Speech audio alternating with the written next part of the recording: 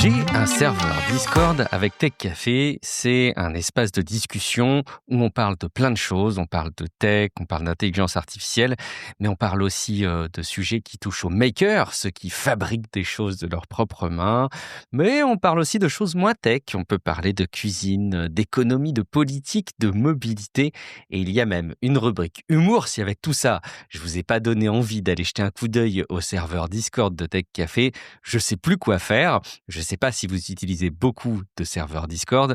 Moi, je suis pas un très grand utilisateur, mais je trouve que cet espace est vraiment chouette et c'est un canal de discussion et d'interaction qui est vraiment très cool, sur lequel il y a d'ailleurs pas du tout de toxicité ou de virulence.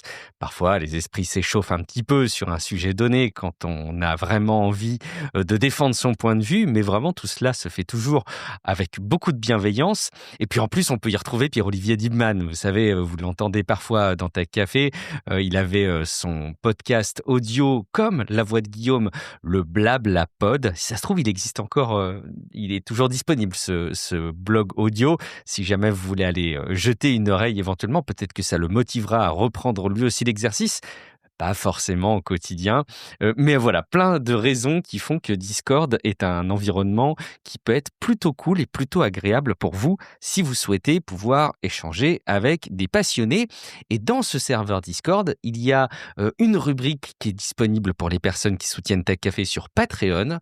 Et dedans, il y a un auditeur abonné qui a dit ce matin: mon syndrome du complétiste est mis à dure épreuve depuis le retour de La Voix de Guillaume. Il rigole, bien sûr, il met l'emoji mort de rire à la fin. Mais pour moi, à titre perso, c'est une véritable difficulté que de lutter face à ce syndrome.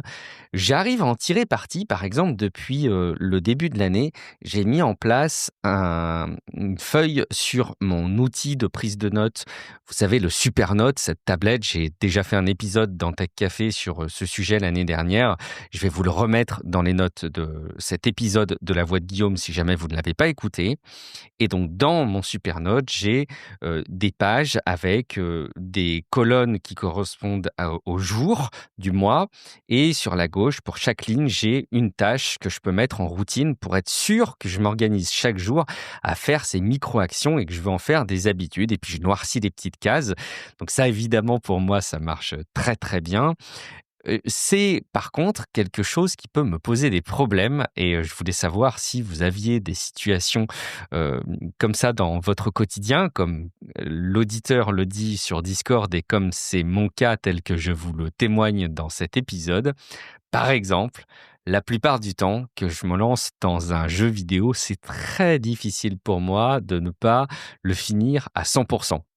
Il y a quand même des jeux, voilà, pour lesquels j'arrive à lâcher l'affaire et à ne pas aller jusqu'au bout. Mais par exemple, Astro Bot, j'ai pas pu faire autrement que de le finir à 100%. Et dès qu'il y a une mise à jour, je peux me remettre à jouer à Astro Bot, mais il faut que je le fasse à 100%. Il y a en fait plein de jeux qui sont comme ça et évidemment celui qui est en tête de ma priorité du moment, c'est Balatro. Je ne sais pas si je ferai par exemple tous les défis dans Balatro, mais il me reste juste 3 petits niveaux avec le deck qu'on appelle le deck métamorphe, je crois, si je dis pas de bêtises. En tout cas, c'est un deck où la composition des cartes est aléatoire. Vous n'avez pas forcément 4-2, 4-3, 4 dames, 4 valets, etc. Vous n'avez pas forcément autant de cœurs que de carreaux, que de piques, que de trèfles, mais tout est mélangé. Et en fait, c'est probablement le mode de jeu le plus fun de Balatro, mais c'est aussi le dernier. J'ai 3 niveaux de difficulté seulement à terminer dans cette ultime deck de Balatro. Voilà, il y a les défis, je suis pas sûr que je les ferai, mais j'ai besoin là de terminer cette dernière séquence avant de lâcher définitivement Balatro. Donc pour moi, c'est une vraie difficulté. Comme je vous dis, j'arrive à en tirer parti pour un certain nombre de choses. C'est probablement aussi ce qui me permet d'être rigoureux sur ma gestion des to-do list et sur mon plaisir que j'ai à remplir les tâches. C'est une ambivalence, une vraie difficulté qu'il faut connaître. Tiens, par exemple, un autre exemple, c'est très difficile pour moi de me lancer dans une série et de l'arrêter en cours de route. C'est horrible pour moi.